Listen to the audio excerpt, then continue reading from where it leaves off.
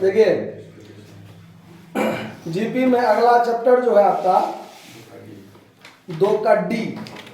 इसमें क्या है, पहला प्रश्न देखिए कि किसी अनंत गुणोत्तर श्रेणी का पहला पद 2 है और उसका योगफल 3 है।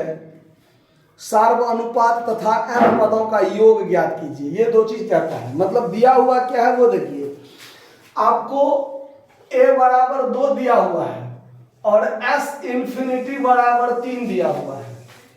ठीक है, मतलब अनंत पदों का योग। कितना पद वो क्लियर नहीं है, अनंत पदों का योग 3 दिया हुआ है। पहला पद क्या है, 2 है। तो आप ध्यान रखिएगा कि इसका मान यहाँ r जो होगा वो हमेशा क्या होगा, 1 से छोटा होगा। 1 से क्या होगा, अगर पहला पद 2 है और हम अनंत पदों को जोड़ेंगे तो 3 ही होगा। इसका मतलब r का मान हर हाल में 1 से क्या होगा, छोटा होगा। आया बात समझ में? क्यों? तो आपको अनंत पदों वाला कोई भी प्रश्न पूछेगा तो उसमें r का मान 1 से छोटा ही होगा, क्योंकि अगर r का मान 1 से ज्यादा होगा तो फिर अनंत पदों का योग तो बहुत अनंत तक हो सकता है ना। इसीलिए वो r का मान हमेशा क्या होगा, 1 से छोटा होगा। तो अब देखिए उसका योगफल 32 दिया नहीं, योगफल 3 है। हाँ, ये 2 चीज दिया हुआ है, a का मान 2 और s इंफिनिटी बराबर 3 और r का मान हमेशा 1 से छोटा होगा। तो देखिए s इंफिनिटी वाला बराबर सूत्र होता है a बट्टा 1 माइनस, सुनिए s इंफिनिटी बराबर क्या होता है, ये सूत्र याद रखिएगा, s इंफिनिटी बराबर a बट्टा 1 माइनस r, ये सूत्र होता है, ध्यान रखना है। अब s इंफिनिटी बराबर क्या है, 3, a का मान क्या है, 2 बट्टा 1 माइनस r। अब यहां पर आप क्रॉस गुना कीजिएगा तो 3 माइनस 3r बराबर क्या हो जाएगा, 2। तो अब 3 में से 2 घटाइए और ये 3r को इधर प्लस में लेके चले जाइए तो 1 बराबर क्या हो गया, 3r। तो r बराबर क्या हो जाएगा, 1 बटा 3। यानी r का मान देखिए 1 से छोटा हो गया ना, तो r का मान आपको पता है। फिर आपको निकल गया कि n पदों का योग ज्ञात कीजिए।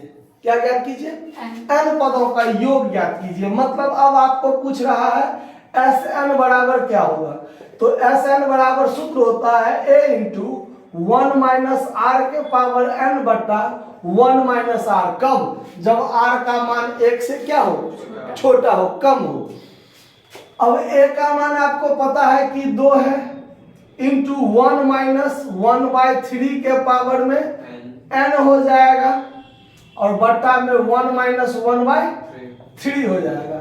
तो अब यहां पर क्या हो जाएगा, 2 गुने 1 माइनस 1/3 के पावर यहाँ n कर लीजिए और बट्टा में 3 में से 1 गया तो क्या बचेगा, 2/3।